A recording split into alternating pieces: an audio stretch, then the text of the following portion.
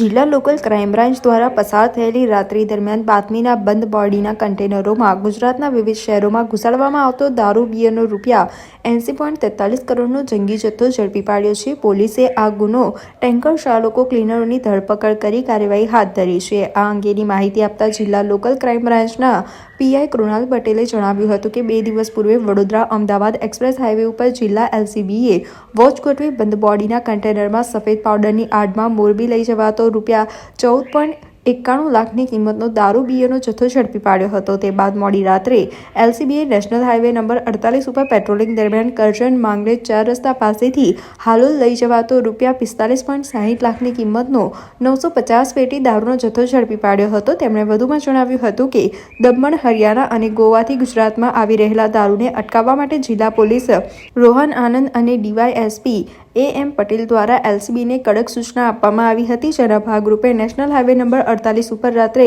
ઘનિષ્ઠ પેટ્રોલિંગ સાથે વાહન ચેકિંગ હાથ ધરવામાં આવ્યું હતું. તે દરમિયાન કરજણ પોલીસ મથકની હદમાંથી દારૂ ભરેલું એક કન્ટેનર અને વર્ણામાં પોલીસ મથકની હદમાંથી એક દારૂ ભરેલું કન્ટેનર અને બીજું બિયરનો જથ્થો ભરેલું કન્ટેનર ઝડપી પાડવામાં આવ્યું છે. એલસીબી પીઆઈ કૃણાલ પટેલે વધુમાં જણાવ્યું હતું કે માંગલે ચોકડી પાસેથી હાલોલ લઈ જવાતા ₹45.60 લાખની કિંમતના દારૂના જથ્થા સાથે અબ્દુલ મલિક હમીદ હુસેન ખાનની ધરપકડ કરવામાં આવી છે. જ્યારે આ દારૂનો જથ્થો ભરી આપનાર અનિલ અને દારૂનો જથ્થો મંગાવનારને વોન્ટેડ જાહેર કરી તેઓની શોધખોળ હાથ ધરી છે. આ બનાવ અંગે એલસીબીના અનામ હેડ કોન્સ્ટેબલ વિનોદસિંહ કરજણ પોલીસ મથકમાં ફરિયાદ નોંધાવી છે. કરજણ પોલીસે દારૂનો જથ્થો અને કન્ટેનર મળી કુલ ₹55 લાખ ઉપરાંતનો મુદ્દામાલ કબજે કરી કાર્યવાહી હાથ ધરી છે.